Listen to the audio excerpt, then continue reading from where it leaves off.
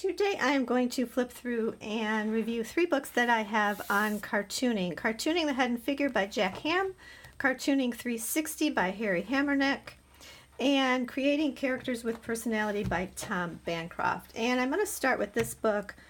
I bought this book a few years ago and really fell in love with it. It is more than a book on cartooning, though. It is, as it says on the back, creating design. Character design is all around us in feature films, in comics, and video games, on the web, corporate icons, and children's illustrations, and many other places. So this book teaches you how to build not just how to draw characters, but how to build their personality, why they wear the clothes they wear, why they look the way they look, motivation behind things they might do. So in addition to drawing, learning to draw, this book is very much in depth on creating the character, the person behind what you draw. And this book is unique in that it has assignments in it that you can work through that give you actual practice on how to do the things that it teaches. So I think this book would be appropriate maybe from middle school, definitely through high school, and even for adults.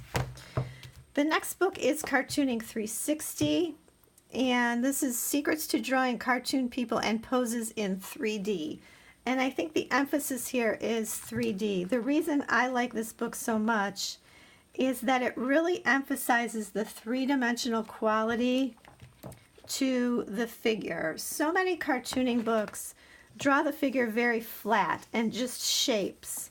And I think the important thing here is that this teaches you that there's a third dimension. You're putting it on a two-dimensional plane, but there is a third dimension to the character, the figure that you're drawing. And I don't see many cartooning books especially that do that. The second half of this book gets into Illustrator, cleaning up your work with Illustrator, and then also some Photoshop, coloring with Photoshop.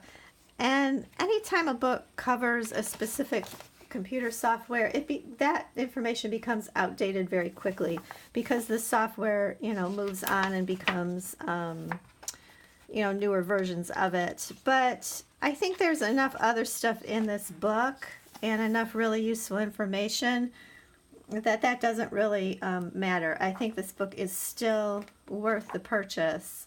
And I also like that it kind of shows the turnaround of characters to draw them in, 3 different poses, 3 or 4 different poses.